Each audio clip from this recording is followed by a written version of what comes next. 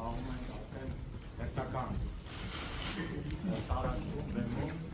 ինչպես գիտեք, մեր թատրոնը ցավոք սրտի դեռևս չի ավարտվել, շնորհավորությունը շարունակվում է, բայց մենք հույսով սպասում ենք, 50 տարի սպասել ենք, ինչ չեք սպասել։ Հիմա երկու բառ այս ներկայացման մասին։ Ես փորձեցի իսկապես անկեղծ եմ ասում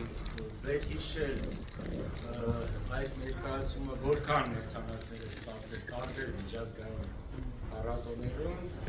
մի քիչ հաշիվը փորձեցի, բայց մի փառատոնի մասին առանձնահատուկ կուզեմ ասել, որովհետև դա շատ հետաքրքիր փառատոն էր, տեղի էր ունենում Մակեդոնիայում, կոչվում էր Ստովի միջազգային փառատոն անտիկ դրամայի և այդտեղ ներկայացվում էին ներկայացումներ անտիկ